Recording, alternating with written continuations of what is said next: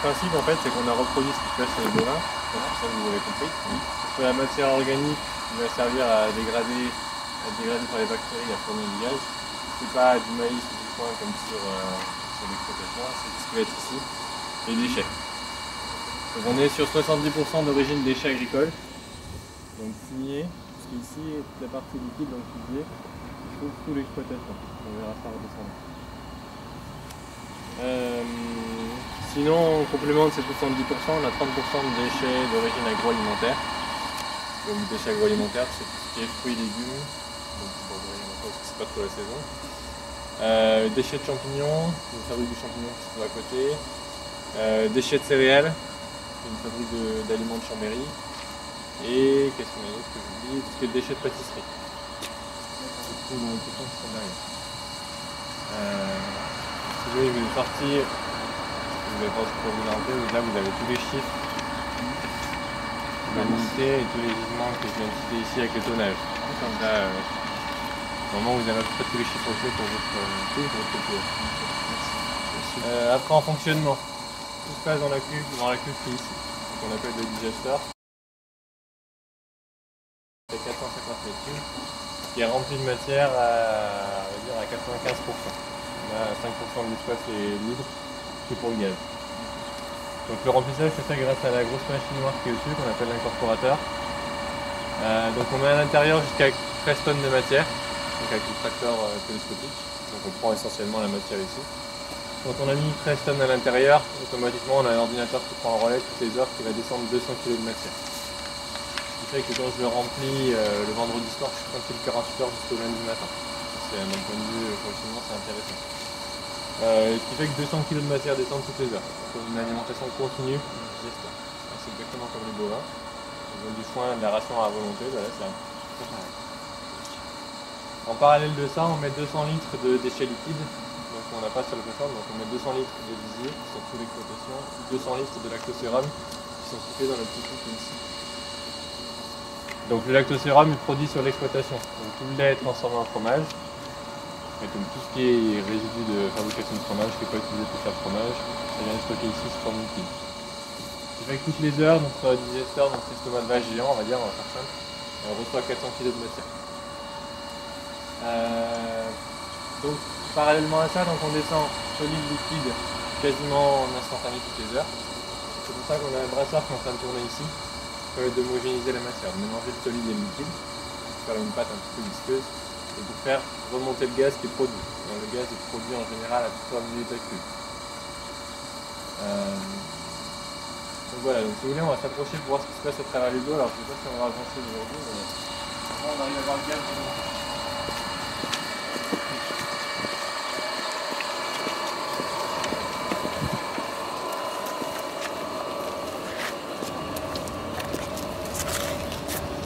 Ouais, il ne gaz pas beaucoup, mais...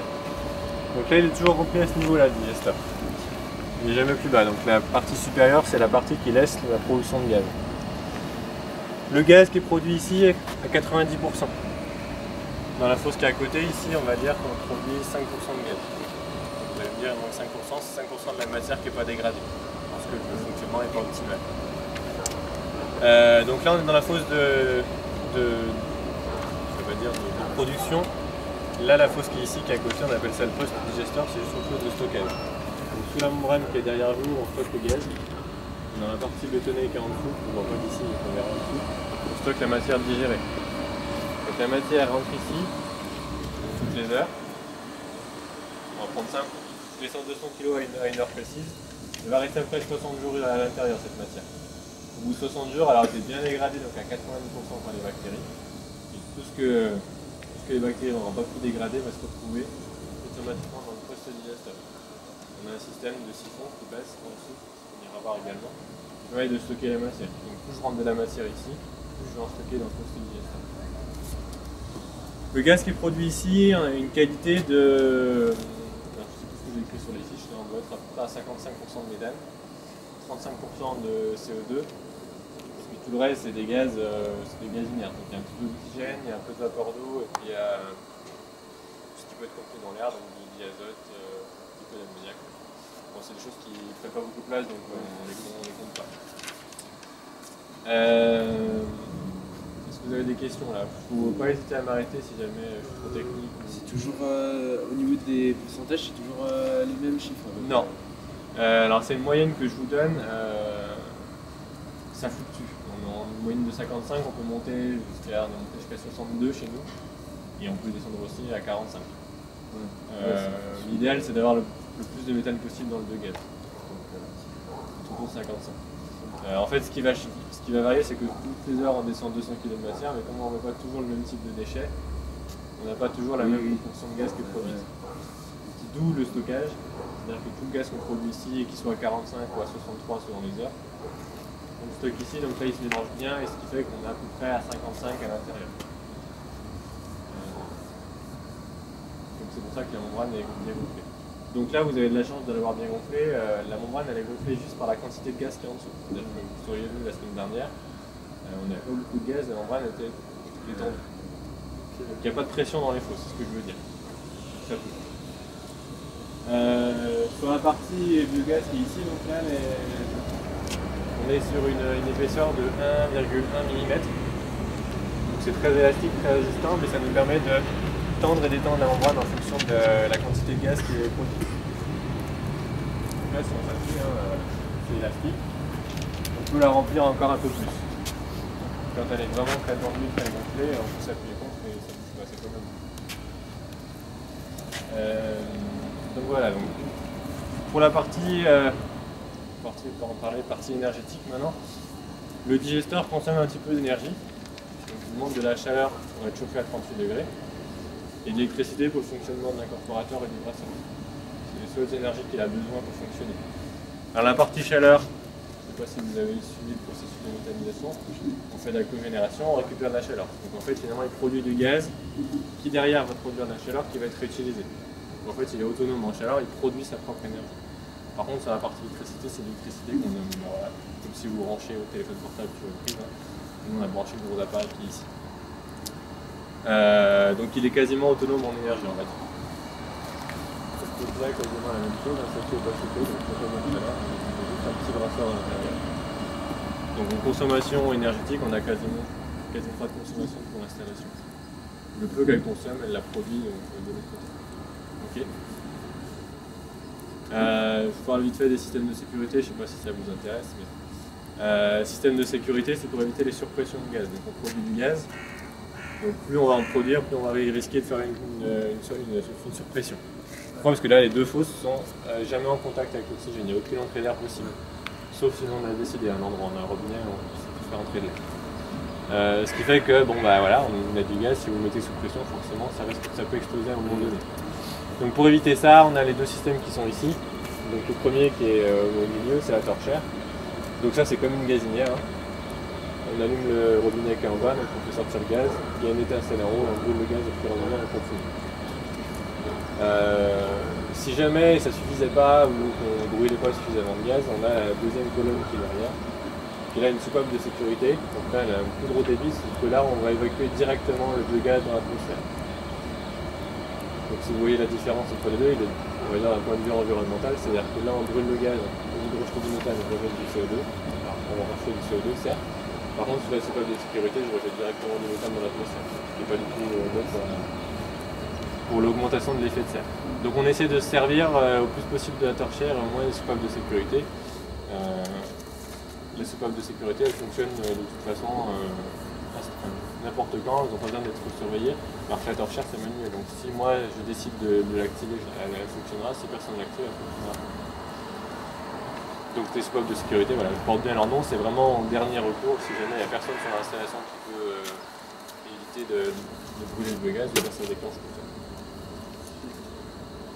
Vous avez des questions? Ouais. Alors c'est quoi les conditions pour que la matière se dégrade? Conditions 38 degrés, 38 degrés sans oxygène. Ok, d'accord. C'est les principales. Ouais. Je dirais même que c'est les seuls et après c'est la composition en bactéries. Bon là c'est très compliqué, même moi on ne sait pas tout ce qui se passe à l'intérieur. Hein. Aujourd'hui en méthanisation d'ailleurs, sur un digesteur comme ça, on connaît un quart de ce qui se passe à l'intérieur, un quart des populations de bactéries, donc ça ne représente pas grand chose. Après voilà. c'est de la dégradation bactérienne. Ça, je ne pourrais pas vous expliquer plus que ça. Vous connaissez ça beaucoup plus que moi. Donc voilà, les conditions, c'est anaérobie, donc sans oxygène et à 38 degrés. Et comment vous faites pour l'enlever, l'oxygène? Comment on fait pour enlever l'oxygène? L'objectif, c'est qu'il n'y ait pas d'oxygène. Donc on en a un petit peu au début quand on met en construction. Donc la réaction s'amorce petit à petit, donc on a toujours un taux d'oxygène important. Donc, au début, le biogaz est brûlé à la torchère en continu. Il va être épuré au fur et à mesure le biogaz, et normalement la quantité de gaz qui est produite est plus importante que l'oxygène qui reste à l'intérieur des fousses. Donc normalement, au bout d'un certain temps, on n'a plus d'oxygène à l'intérieur. Donc ça se fait sur la montée en charge, ça se fait sur 3 mois, mais l'épuration en gaz, ça se fait sur, on va dire, 1 mois. Pendant 1 mois, on brûle du gaz au fur et à mesure avant de lancer le cogénérateur et de pouvoir faire fonctionner l'installation sans risque. Et donc après, l'oxygène, nous, il est mesuré tous les jours. On a un appareil qui nous permet de mesurer l'oxygène à l'intérieur. Donc l'objectif, c'est d'être à moins de 1% d'oxygène dans le gaz, voire moins à l'oxygène, mieux c'est. Ça devient dangereux, je dirais, à partir de 4 à 5%.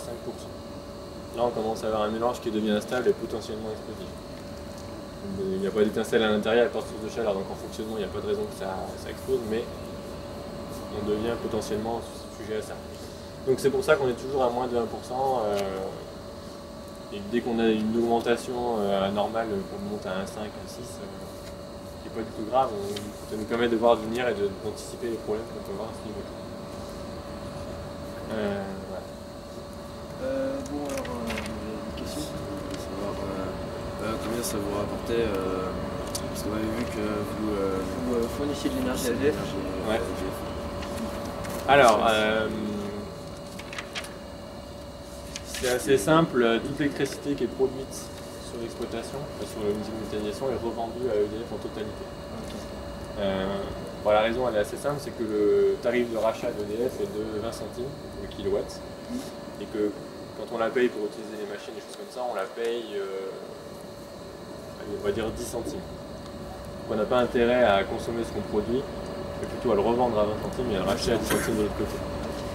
D'un point de vue développement durable, ça a ses limites, mais d'un point de vue rentabilité de l'installation, le choix est vite fait.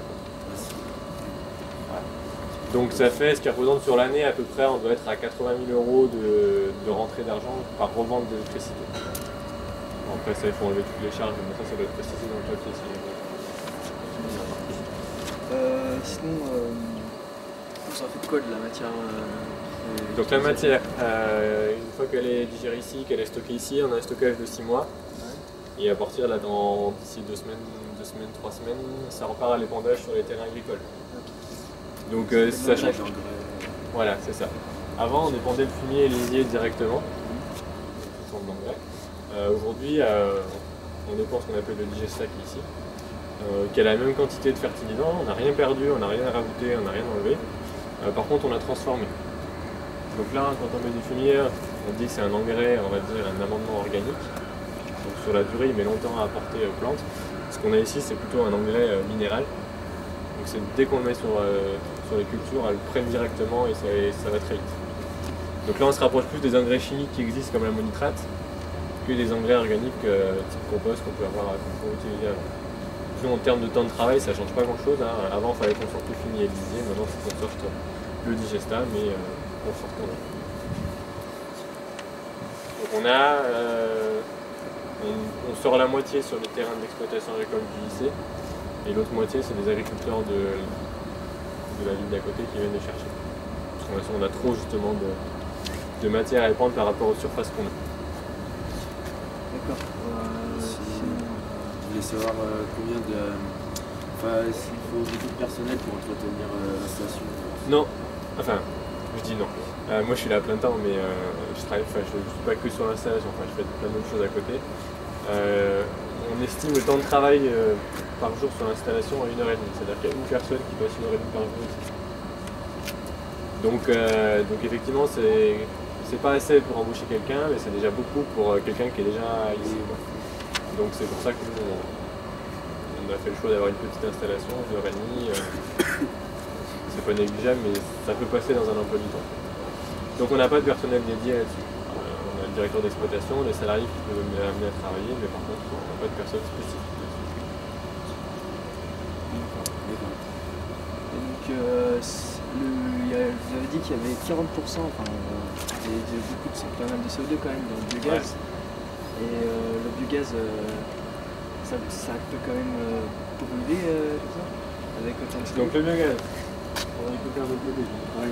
Il circule sous la plateforme ici, jusqu'au moteur. Donc le CO2 qui est à l'intérieur, on peut pas faire un chou, donc il va passer dans le moteur, mais il ne va pas brûler, donc il va ressortir dans les gaz d'échappement tel quel. Ce qui va brûler, c'est le méthane et éventuellement les autres gaz qu'on peut trouver en petite quantité.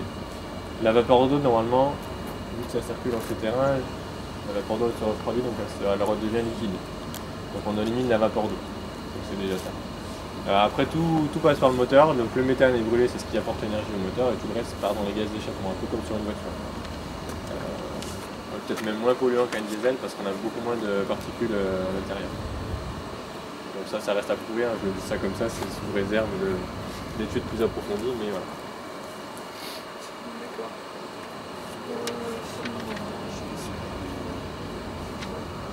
Donc, ouais, on a vu dans votre feuille, vous économisez pas mal de CO2. Comment vous savez ça? Alors ça, c'est le bureau d'études qui a travaillé dessus. Cette année, on va faire un vrai bilan sur valeur réelle.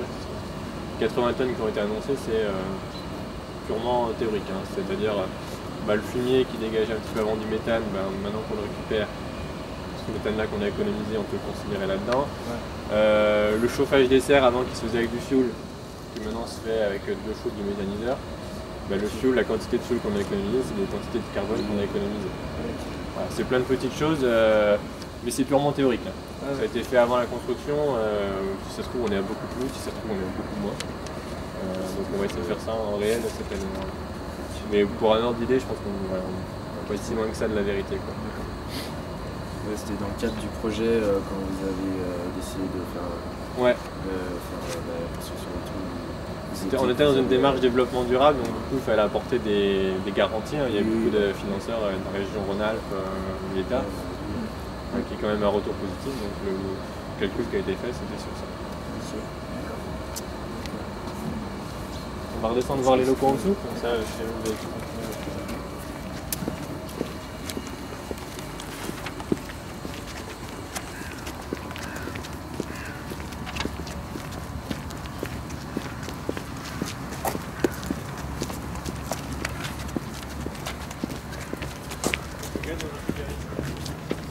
La vanne elle est ici et le tuyau il part en souterrain sous le.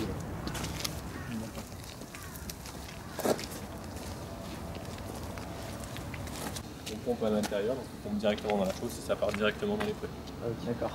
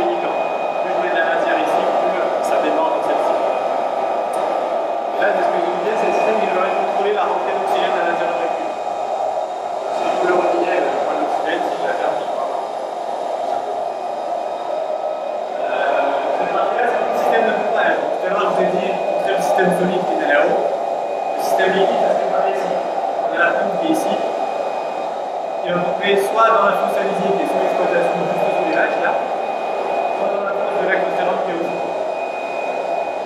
Après, si j'irai dans l'ordinateur qui est à côté, je demande où je prends la matière où je l'envoie. J'ai une coupe de lac Océran, un coup de disier, tout va dans le digesteur. De temps en temps, je vérifie que la pompe tourne, mon niveau dans les fosses diminue, et ça fait faire ça. Là, le système de chauffage, donc le chauffe qui vient du cogénérateur du moteur directement par ici. Donc on a un radiateur ici, ici, ici, qui ont des gros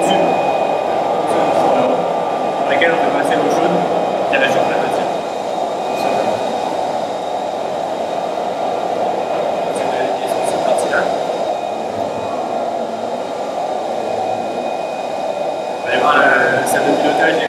Pourquoi ça brûle pas? C'est parce qu'il n'est pas sous pression votre gaz, c'est tout. Ouais. Vous avez du méthane un petit peu, du CO2 un petit peu, mais vous n'en avez pas suffisamment pour qu'il soit sous pression. Alors nous je dis qu'il n'y a pas de pression, mais il y a quand même un tout petit peu, quoi. Et c'est ça qui fait que ça s'enflamme ou pas, quoi. Mais déjà si vous arrivez à montrer le dégagement de CH4, c'est pas mal, hein. Ouais. Mais a priori voilà, ça c'est assez simple. On met la matière organique, on ferme, s'il n'y a pas d'oxygène ou plus d'oxygène, ça ferme tout de suite. Ça, il n'y a pas de souci. Avec mettre dans un ballon de baudruche. Ouais. Là vous avez plus de gens. Nous j'avais pas réussi, j'ai fait ça, mais après vous avez plus de chance d'avoir de la pression à l'intérieur pour appuyer sur le ballon. Ça plus dangereux parce que si ça rentre à l'intérieur de la flamme, ça va coûter les mains. Alors fais attention.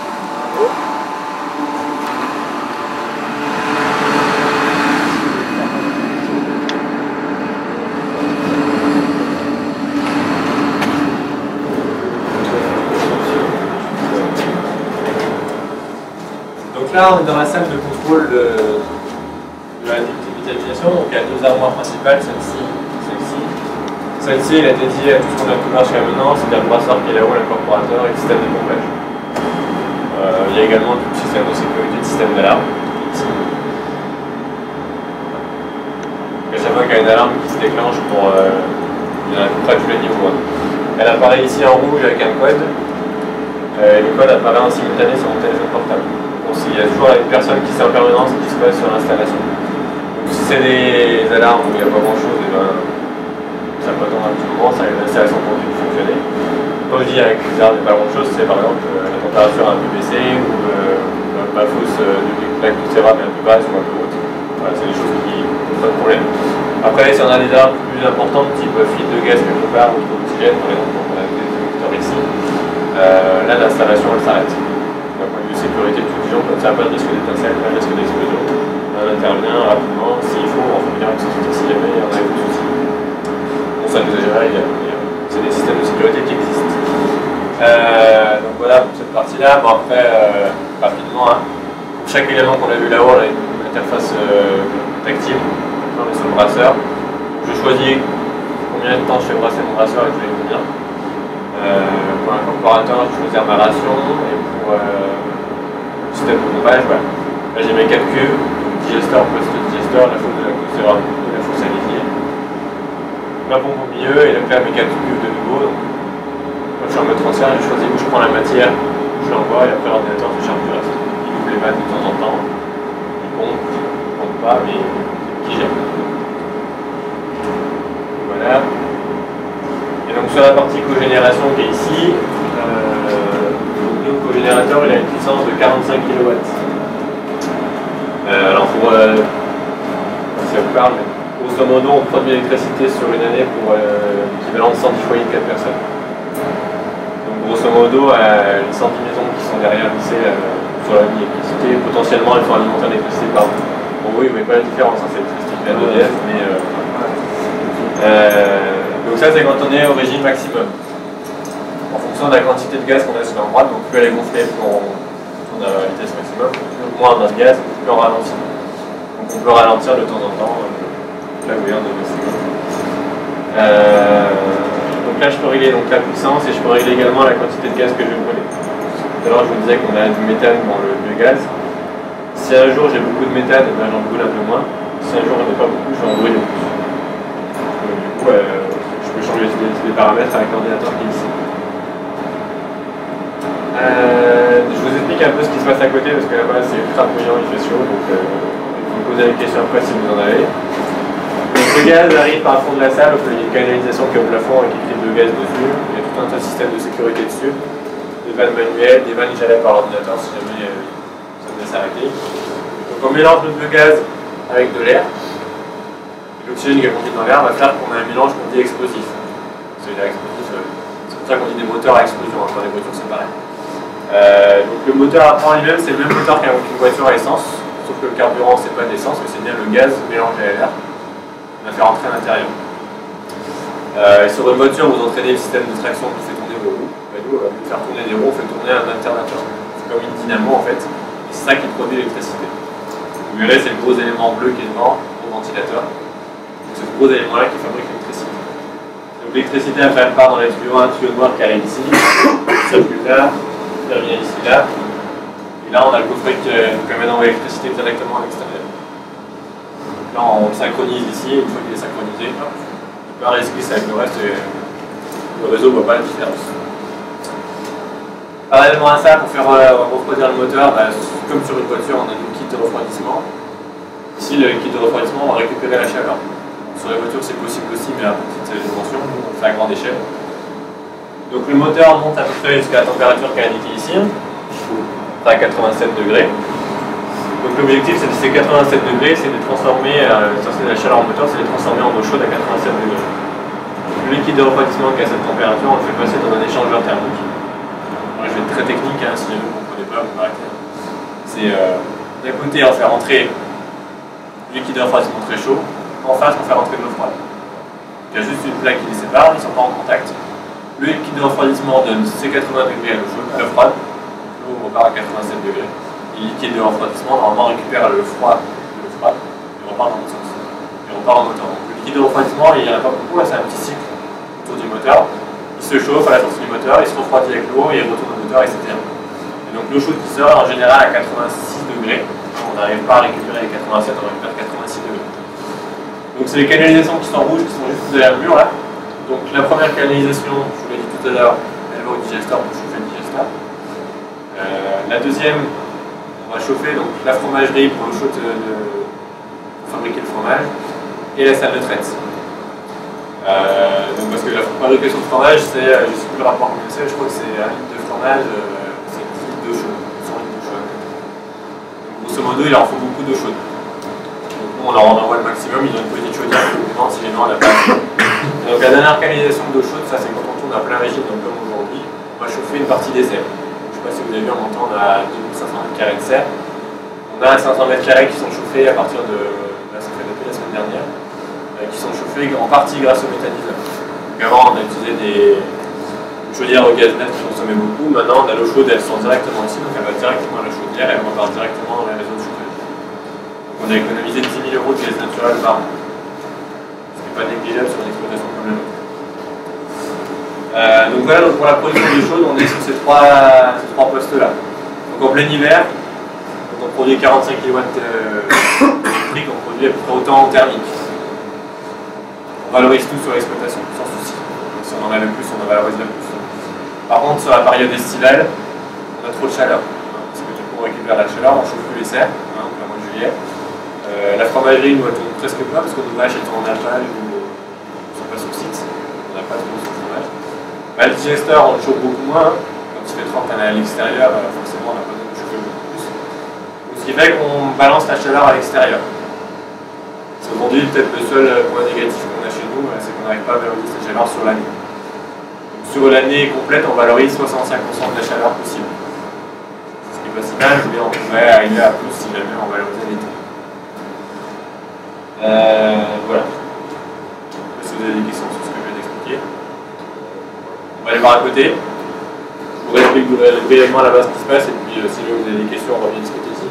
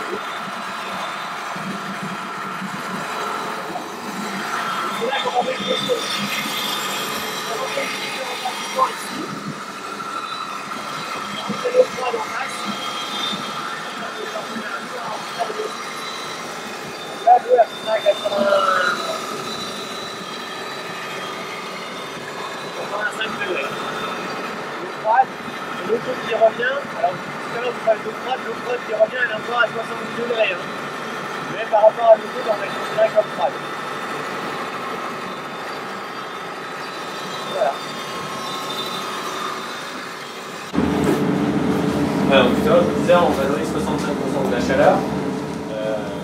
On va dire, il y a un gros 20% des sentiers qui sont dans la piste à côté, c'est-à-dire la chaleur du moteur qu'on ne peut pas récupérer celle-ci. C'est les frottements, et on arrive à récupérer de la chaleur sur le kit de refroidissement, des fois sur le gaz d'échappement. Tout ce qui est dans le local, celle-ci, c'est de la chaleur qu'on ne pourra quasiment jamais récupérer. Donc, ouais.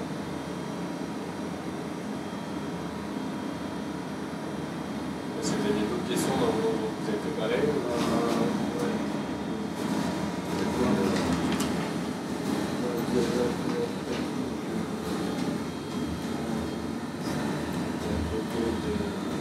Je ne savais pas ce que c'était que la matière organique endogène. Endogène? Je me demandais un peu ce que c'était. Vous avez trouvé ça où? Sur ce qu'on a trouvé sur le document. Un document. Non, tout ça. Là? Ouais, c'est ça. J'ai cru comprendre ce que c'était, mais 85% de matière. Ah, endogène, d'accord, qui vient de notre site. Ici, en Tunisie. Vous affichez un blanc qui a fait. Ouais, c'est ce que je pense. Effectivement, ouais, ça veut dire que c'est un site, ouais. Voilà, on essaie de traiter en priorité les déchets de chez nous et après de prendre les déchets extérieurs. Même si les déchets extérieurs sont très intéressants en complément de ce qu'on a, la priorité c'est d'abord de traiter ce qu'on a chez nous. Si on traite d'abord les autres et qu'après on ne sait pas quoi faire, c'est pas la peine.